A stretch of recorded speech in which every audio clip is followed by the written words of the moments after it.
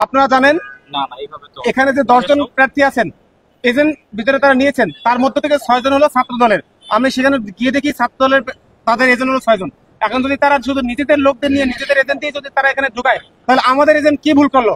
ছাত্র দলের প্রার্থীরা কি এমন মহামানব, কি এমন সুপার ন্যাচারাল স্টুডেন্ট যে শুধু তাদেরটার ক্ষেত্রে তারা এজেন্ট দিতে দেবে, আমাদের এজেন্ট দিবেন? আমাদের অপরাধটা কোথায়? যদি এরকম পক্ষপাতমূলক ডাকসু আয়োজনের প্ল্যানই তাদের থাকে, তাহলে এই ধরনের ডাকসু আয়োজনের তো কোনো দরকার নাই। হাজার হাজার শিক্ষার্থী, দেশের লক্ষ লক্ষ কোটি কোটি মানুষ এই নির্বাচন থেকে তাকিয়ে আছে।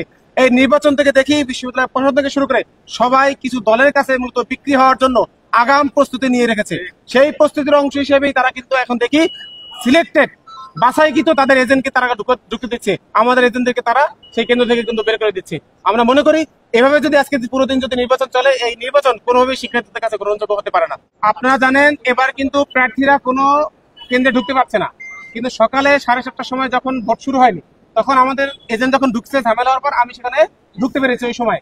ফলে ওই কেন্দ্রের অবস্থাটা আমরা ঠিকভাবে দেখতে পেরেছি।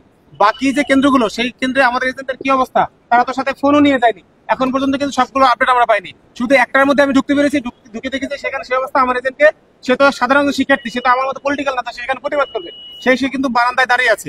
আমি গিয়ে সেখানে কথা বলছি, তাদের কাছে কোনো বক্তব্য নাই। তারা শুধু বলছে যে প্রত্যেকটা কেন্দ্রেই নাকি তাদের সিলেক্টেড 8 জন থেকে 10 জনের লিস্ট দেওয়া হয়েছে, সেই লিস্টের বাইরে তারা অন্য কোনো কারো এজেন্ট কিন্তু তারা নেবে না। অভিযোগ জানাইছেন? এটা আমরা তাৎক্ষণিক ওখানে কেন্দ্রে যিনি আছেন তাকে অভিযোগ জানিয়েছি, তিনি বলেছেন উপর থেকে সেটা তাকে বলেছে।